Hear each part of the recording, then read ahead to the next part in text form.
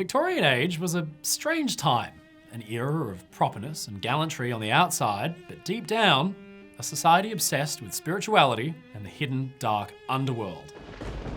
Figures emerged that would dwell on the creepy and the mysterious, such as authors like Edgar Allan Poe and H.P. Lovecraft. But few of the Victorian age's dark figures could grip the imagination so much as Aleister Crowley, a man shrouded in mystery and intrigue, an occultist, a writer, and a cult leader. Despite being born into a deeply Christian family, throughout his life, Aleister shocked his contemporaries and polite Victorian society as a whole through his devotion to witchcraft and black magic. He lived all over the world, climbed mountains, and held depraved, sexually charged group gatherings in his own private chapel, eventually believing that he was in contact with a guardian angel and writing a book about what it had taught him. Hello time travelers, I'm your friend Mike Brady, and this is the true story of one of Victorian Britain's true eccentric characters, Aleister Crowley.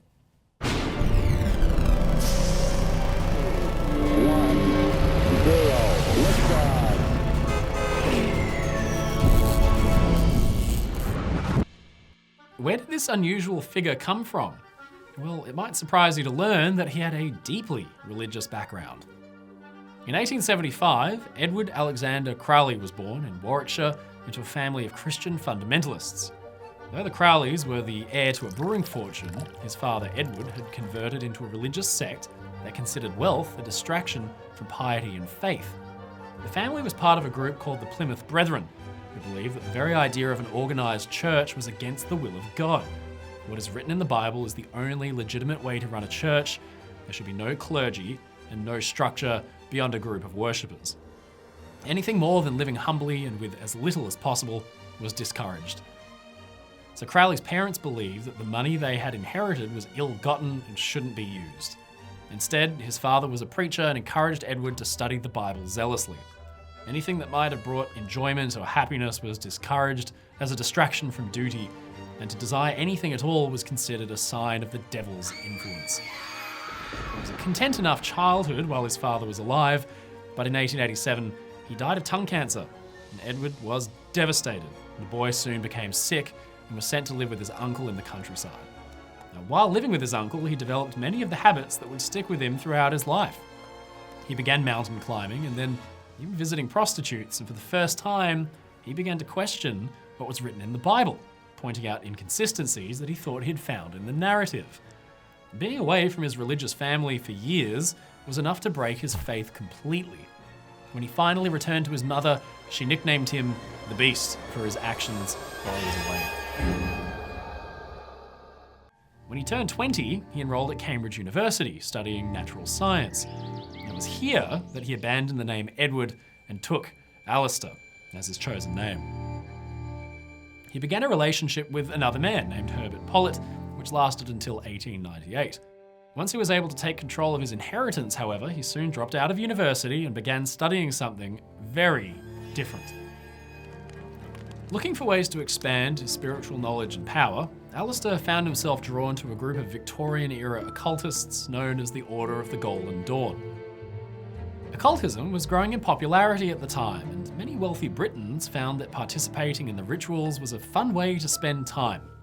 They would try to summon the dead or pray to dark, otherworldly figures, but it was a trendy thing to do at the time. Aleister wasn't just doing this for fun, however. He was a true believer. He went so far as to briefly take on another name, Frater Perdurabo, a magical motto meaning I will endure to the end.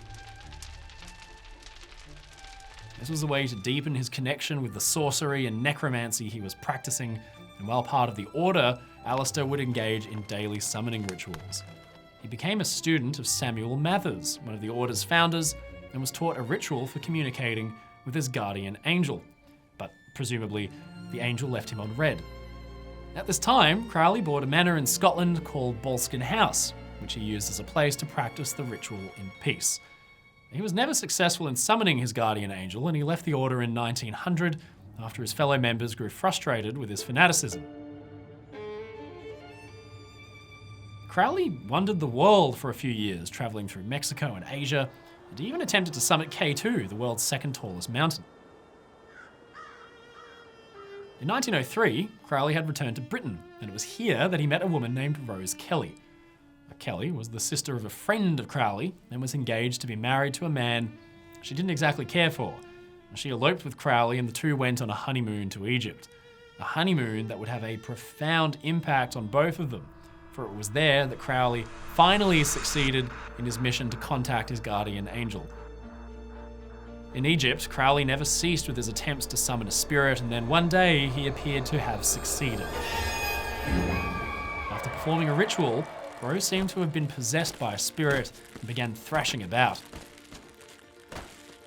When she came back to her senses, she claimed that an Egyptian god had spoken to her. The two of them went to the Egyptian Museum, where she pointed out the statue of an ancient god that she said she had been in contact with. It was the Egyptian god Horus, and it was supposedly listed as catalogue item number 666, the biblical mark of the beast. Crowley saw this as proof that Rose really was in communication with the occult world. She gave Crowley the instructions that she had received from the god for contacting the spirit world, and armed with this new knowledge, Crowley performed a new ritual and supposedly came into contact with his own guardian angel, Aiwass. While in contact with Aiwass, Crowley learned many new philosophies, and Aiwass told him to do what thou will, be the only law. Now, using what Aiwass had told him, Crowley transcribed a new book, the Book of the Law. The book stated that the Christian world was on the verge of giving way to a new spiritual movement, one that Crowley was destined to lead. Aiwass had also claimed to have brought a message from an ancient Egyptian priest, and Crowley became convinced that he was a reincarnation of the ancient holy man. After this adventure in Egypt, Rose and Aleister continued their wanderings, with Rose giving birth to 2 children, and Aleister taking little part in their upbringing. It's hard to imagine a creepier household to be raised in. In India, Crowley attempted to conduct a Himalayan expedition to summit what was then considered to be the world's most dangerous mountain. Crowley was expedition leader, but his bizarre behaviour and rudeness when dealing with his companions quickly led to arguments breaking out within the expedition. After one particularly vicious disagreement, several members of the expedition mutinied and tried to climb back down the mountain just as an avalanche was approaching. It's not clear exactly what happened next, but survivors claim that Crowley chose to sit in his tent and summon a demon, ignoring the cries for help for those that had survived the avalanche. Now, several of those porters died, and Crowley was blamed for it. Shortly after this disastrous expedition, Crowley's first daughter, Lilith, died of typhoid while in Burma. Crowley blamed Rose for this, and the relationship between the two did not recover. Now, all throughout his travels through Asia, Crowley was smoking opium and taking hashish, which he claimed increased his connections with the spirit world. He also engaged in affairs basically wherever he went, even taking his family on a journey through China, just so that he could meet up with an old mistress. Eventually, in 1909, Crowley wrote another book of the occult, Liber 777, and formed his own secret society, the Argenteum Astrum. Now, much of what the group practiced was taken from what Crowley had learned as a member of the Golden Dawn, but with his own rituals added in, based on what Aiwass had supposedly told him. It was also at this time that he abandoned Rose, filing for a divorce on grounds of her alcoholism and his own adultery. Rose would enter an asylum 2 years later. In 1914, the First World War broke out and Crowley fled to the United States.